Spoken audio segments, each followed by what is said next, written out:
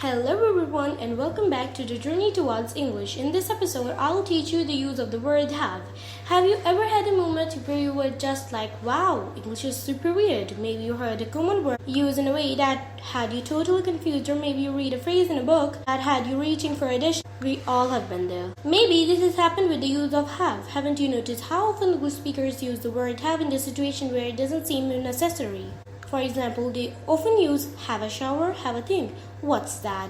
Do they have a secret rule book on how to use the word have? No, of course not. They only know the things that I'm going to teach you in this episode. The truth is, have is one of the most versatile words in the English language. Sure, you can talk about owning things or performing actions, but you can also express feelings, describe experiences, and even form more grammatical structures. It's one of the most important words in English. That's exactly why I have been created this episode. Well, be prepared and take your note because I'm going to teach you the verb forms and perfect tenses, causative structure and modal verbs, idioms and expressions, main verbs, uses with have. Have is itself a base form of verb. It is used with a third person singular subject, for example, he, she, it, and when we talk about past simple, then has and have transfers into had. Now I'm going to talk about auxiliary verbs and main verbs in this episode. Can be used in both of them. Auxiliary verbs come before main verbs and they don't add meanings, and they are used before the form of different grammatical structures. We use have like this to form perfect tenses. Here is an example. I have written. In contrast, main verb carry meanings and refers to the straight actions or events. For example, I have a cat. We often contract have when it forms when it's necessarily to auxiliary verb. For example, I have, she has, she has, they had, they had. And when we write these things, then we use an apostrophe between them to show that it's a contraction.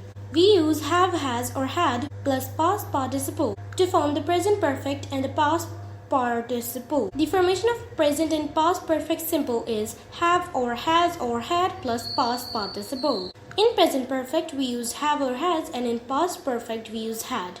In present perfect, we use have or has to talk about life experiences. For example, he has been to Pakistan, and to talk about the things that started in the past and continued in the present. For example, I have known her for 7 years. Or they can also be used to talk about past action with present consequences. I have just taken a nap, so I'm not sleepy right now. We use the word had in the past perfect to talk about the things that happened before another past event and before a point in the past. For example, we all had finished all of our summer holidays work, so we went to Kashmir. The formation of the present and the past perfect continuous is have or has been plus ing verb. For example, I have been working for days. Finally, we use the past perfect in reported speech. In reported speech, we report that someone said and often shift back when tense. So present perfect and past simple both become past perfect. Here's an example. I have lost my car. Turns into she said that Wait a minute, I said a wrong sentence. Sorry for this, but I'm going to repeat it. The sentence was I have lost my keys. She said. Transforms into she said that she had lost her keys. Past perfect remains past perfect because we can't shift it further backward. I had been feeling unwell, said Ollie. Transforms into Ollie said that he had been feeling unwell. Okay, now we are going to talk about the causative sentences with the use of have. The next use of have that I want to talk about is the causative structures. We use the causative when we talk about causing or persuading people to do things or making something happen. The formation of passive causative sentences is have plus object plus past participle. We are having the kitchen renovated. You can replace have with get with no change in the structure or meaning, though get is more formal. We're getting to the kitchen renovated. Both structures are common in British English. We often use them to say when we are praying or something else. Next, let's talk about the word have after modal verbs. You can only use the base form have, not has or had. With deductions, you can use have plus past participle after must, may, might, could, can't, couldn't to make deductions about the past. He might have woken up late. They can't have seen our messages. And in ideal past, we use should have plus past participle to talk about the things that were ideal in the past but didn't happen. There is sometimes a feeling of regret. For example, you should have to come to the party.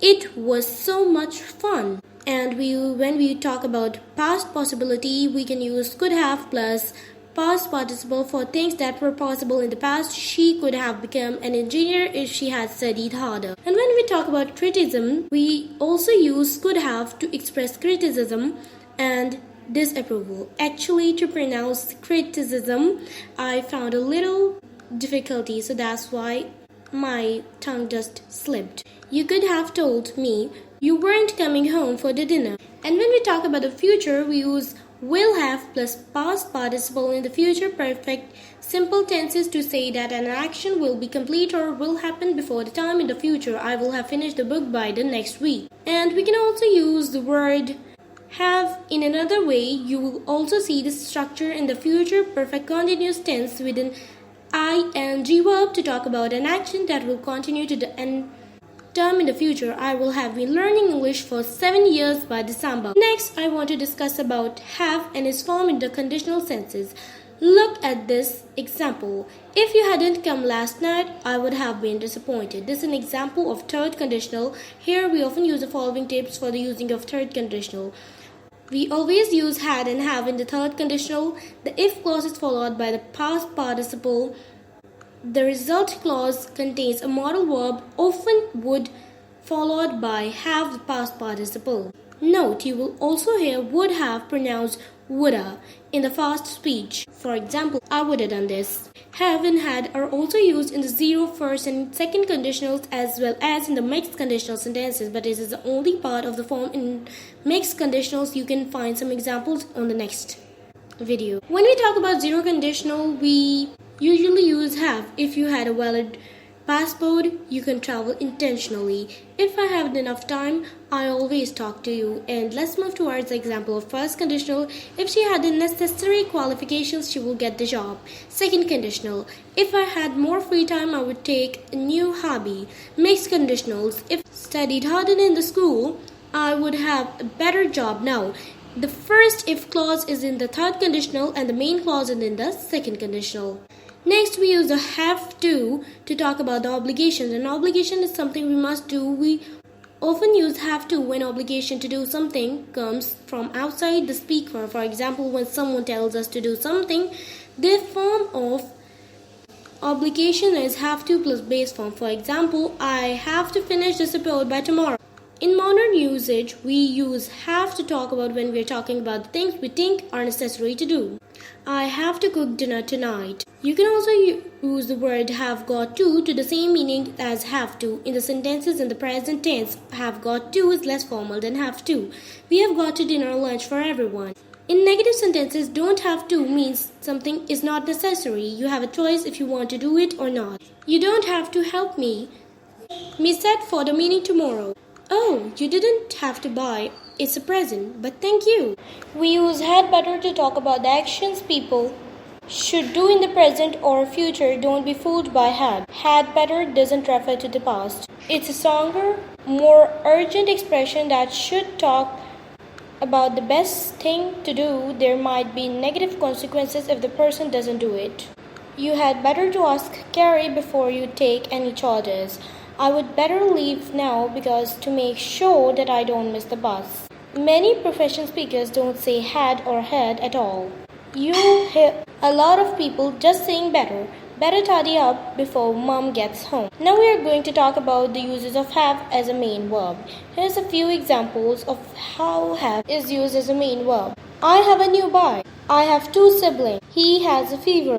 My cat has beautiful eyes. In these 14 tenses, I talked about the possessions, relationship, illness, and the physical characteristic. In speech and formal writing, we often have got instead of have with this meaning in British English. In this case, have is an auxiliary verb and you will often see it contracted. We generally use have got to in the present sentence. We have got 2 children. I have got a cold. We can also use have to talk about things like events, actions, and experiences. In this case, has is a dialectical verb. The main meaning in this noun is not the sentence, not the have. We can use have in the continuous tenses. Here are some topics that we are going to use have plus noun to talk about.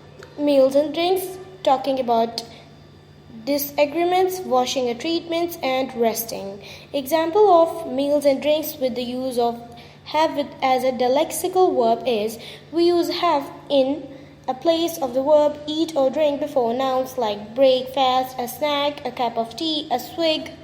We can use have before a lot of nouns that have meanings related to take, disagreement, a discussion, a squabble, a chinwag. We often talk about washing and beauty treatments using have, a shower, a massage, a soak. And we talk about resting with have, a nap, a day off, a breather. Sometimes you can remove have plus noun and replace it with a single word have. Have plus noun is often preferred in the more colloquial speech. We had a discussion about it. We discussed it. Are you going to have a shower? Are you going to shower? My son usually has a nap in the afternoon. My son usually naps in the afternoon. Let's look at this phrasal verb with have. To have something on means to wear something, usually an article of clothing. I had short on, so I was freezing. Now let's talk about a collocation with have. Have an accident. Have an accident means to be involved in an unintended bad situation like a crash or a fall. We had an accident while driving home last night. And if we talk about idioms, we use have in these ways. And what have you? Have it in you. And what have you and other similar things or people, they are sandwiches, sausage rolls, and what have you. Have it in you means to be capable of doing something or having a particular quality. I don't think that he has it in him to sing on this. I just can't believe that I did it in just 12 minutes. So these were the only uses of have that often native speaker use while speaking. Hope you have understood it very well. And at last I would like to say that listening to my episodes isn't enough, but the practice is on your own. You have to do practice, and practice because that's how you will improve yourself.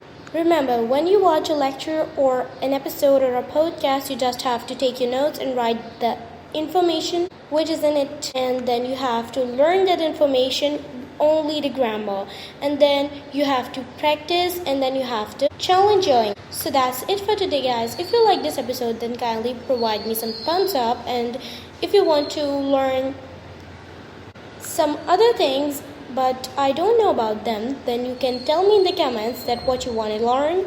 And at last, if you want my daily updates of my podcast, then you can follow. Thank you so much. Take care. Bye.